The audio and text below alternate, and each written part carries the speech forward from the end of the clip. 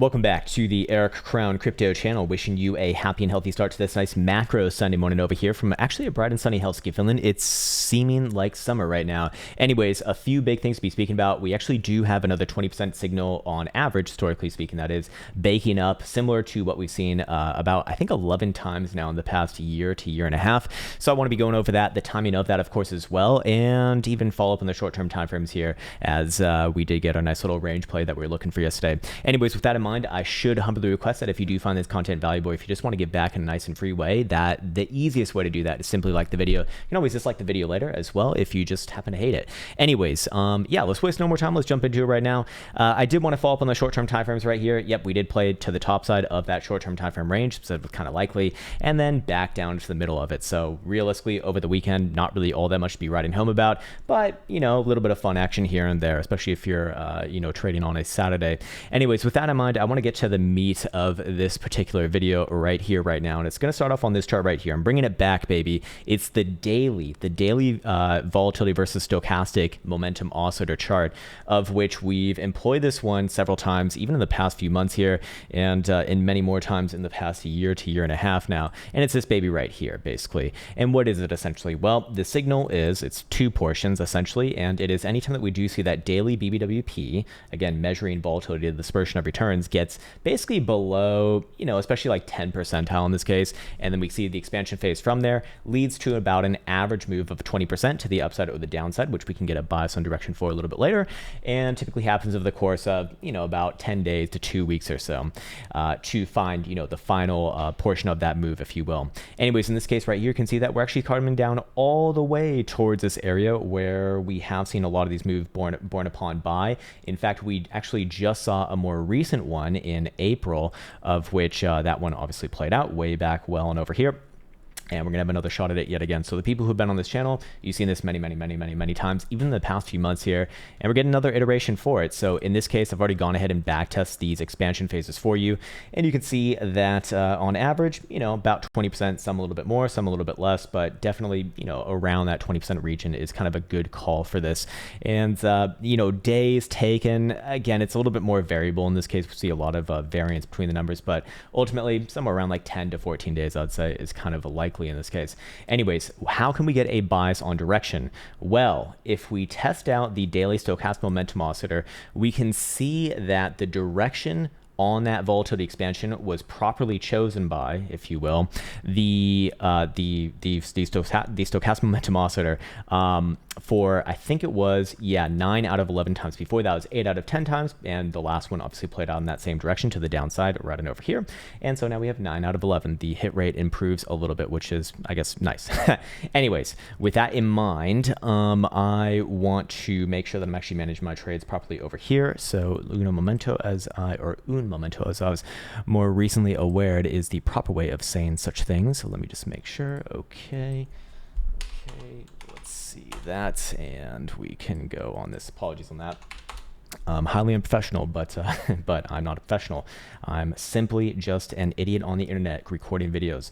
Anyways, yes, so the daily stochastic momentum oscillator has gotten the proper direction for that volatility expansion 9 out of 11 times for the past about a year and a half now. Anyways, in this case, we can forecast what stochastic momentum would need to close at on a daily closing basis in order to, you know, force another direction here. So for right now, as long as it is upside angled, you know, it does actually favor an upside resolution, obviously. That will be consistent as long as we are closing today's daily above 28,350. Here's the thing, though. I'm not looking for this to play out today, or at least I'd say that it's rather unlikely to play out today. We're probably looking more around end of this month, which is, you know, maybe around end of this next coming week. And most likely, at least in my opinion, based off what we're going to look at soon enough, early June is where we're looking at this for. So still, you know, probably likely to range until that time. But until then, I'll be keeping a keen eye on this indicator over here, because if and when this does flip alongside the volatility expansion, we can start to forecast targets, of which, well, we still have the prior one over here at 32.5. Obviously that one was hit, you know, well long ago from that past expansion phase. So let me just get rid of that for right now.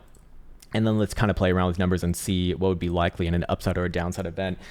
So again, you know, we'll just kind of cut this range to the middle right here. 20% to the upside puts Bitcoin where? 35,000 bucks. That sounds really familiar because that's been coming up many times. So we'll just put that number right there for posterity. And then to the downside, if we were to look at it to the downside, somewhere around about 23,000 bucks, which on a closing base would put Bitcoin on new lows. So let's see, let's go 2, 3. Okay, so now let's talk about timing this bounce. Like, when is this kind of expected to happen? As I reference my notes over here, well, similar to yesterday's video, it is coming off of this chart right here. This is the 5-day volatility versus stochastic momentum chart. And the reason why I'm using this one is because it can actually give us a bit of an advantage on timing specific to the last major iterations. Anyways, I'll briefly run through the explanation right here. Again, same indicator, 5-day BBWP. Anytime that we do see it down around like the mid-teens or especially lower, the expansion phase from there typically leads to about an average move of about 45% done over the course of 40 days. We've already gotten that, however. This move started in about early April. We found our lows more recently in about middle of May, I guess, and that took 40 days and 47% to the downside. Nice, or maybe not so nice, depending on whether you're a bullish Angus or a bearish Angus. Anyways, in this case right here, the way that we can sort of look at to time this is by looking at the mean reversion bounce that typically plays out after that move has happened.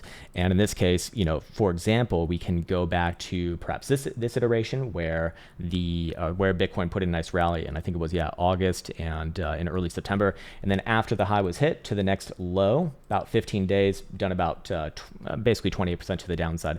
I've gone ahead and recorded all of the past recent iterations and averaged them out. If we were to look at that from a day perspective, meaning that how long do we expect that next sort of mean reversion play to take? About 13.75 days. You can obviously see right here that 15 comes up many times. So if we were to look at this 15 days from that last resolution point, which was basically this tick right here, where does that put us at? Basically early June, actually, late May, early June, for the beginning of that next move, if you will. And to be fair, if we are going to match it up with a 5-day stochastic momentum oscillator, we will also notice that if this also takes up, that would give a nice bias for an upside move as well. And we can even forecast more targets based off of the mean reversion play, of which, if we were to look at the average counter move using only the downside moves, be about 38.12%. Well, if we were to take that off, or if we were to add that to our current lows, where does that put Bitcoin? 35,000 bucks. Sounds interesting, right? Anyways, in that case, if those conditions are met and the daily stochastic momentum remains to the upside, we'll be looking for a move somewhere around there. That'll also be in alignment with several other things as well. If we go over here to CME's chart, that would be first and foremost the nice little gap bull play that we saw back on over here. And then also, if we throw in our drawing tools, you'll notice, or very likely notice, that the 0.5 Fibonacci retracement comes within that region as well. So would like that number, theoretically speaking, very likely a stop along the way somewhere around the 382, which is about 32,500 bucks. But we can now say that more likely if we do see that tick to the upside, very likely that bounce comes around here again, probably sometime around starting like earliest at end of this month, probably more like early June in this case. Anyways, what else did I want to get into? Yes, so until then, it should be known that there actually are still several downside signals in the short term here. So what I want to go off of is the same chart that we were using yesterday. I think it was this one right here. Yeah, it was this one right here. And in this case, I do look at Bitcoin as overall more bearish, especially as long as we're below the last lower high, which is about 30,000 bucks essentially. So that is to say that all of the rest of this next sort of bias here will be destroyed with any sort of move back above there. I imagine strongly at that point, you probably just see everything kind of bleed into those higher term time frame signals that we referenced earlier, and Bitcoin starts to march on towards that $35,000 number. Until then, though, we do have lower lows, we do have lower highs, and this would be a redistributed pattern, to be fair. And in this case right here, let me get rid of the LARP lines. That's not super relevant to what we're doing right now, obviously. But in this case right here, we would actually have a resolution on this redistribution pattern with any sort of a move back down below about the low side of this range, about 28,500. That's a very interesting number now, isn't it? Because if we go back to this chart over here, where does that, where would that put daily stochastic momentum? Basically back onto the downside within the bearish control zone. Very likely looking for that resolution to the downside, probably targeting somewhere around about 23,000 bucks, to be fair. Maybe even lower over time as well, but ultimately somewhere around about 23,000 bucks before the next sort of general bounce. And because this would be a redistributed pattern, it would be a descending triangle, we actually could make an implied target, which would be pointed down towards about 27. Yeah, basically right around about 27,000 bucks, maybe slightly lower than that, which is also confluent with the 1.618 Fibonacci extension right here. So ultimately, you kind of see how things really evolve from this pattern right here. Obviously, as far as a probabilistic standpoint goes, I would really be running off of this chart right here until we do get this actually flipping back down. I'd say, technically speaking, Bitcoin actually a little more likely to at least trade sideways here, for example. But again, we're probably earliest looking for the signal end of this month, so end of this next coming week, I suspect. Until then, do I want to make this video a little bit more on the short side? I think we could make this a little bit more on the short side. I think this was hopefully as clear and dialed in as possible. I've really been appreciating the feedback on these videos as of recent times as well. It's been actually really helpful. I suppose in the short term, we could also go over, stochastic momentum, just see where it's kind of pivoted at. And let's go down over here. Let's start off maybe at a 12-hour time frame and see what we got going on. Yeah, 30,130 essentially. So that would obviously fulfill the $30,000 move to the upside. If we do see that, we'll see 12-hour stochastic momentum turn back onto the upside. 6-hour will be up as long as above 29.3, which Bitcoin's kind of dancing around right now, ever so slightly above though, to be fair. 4-hour will basically be pivoted at the exact same region, essentially 29,250. 3-hour is going to be showing up above 29, okay, and hourly is going to be showing down below 29.4. So see a lot of bifurcation between these ones and a lot of pivots right around that 29,250ish to 29,300ish region. So if you are really intent on playing the short-term timeframes, which I'm certainly not over the weekend, that's kind of what I'd be looking at, I suppose.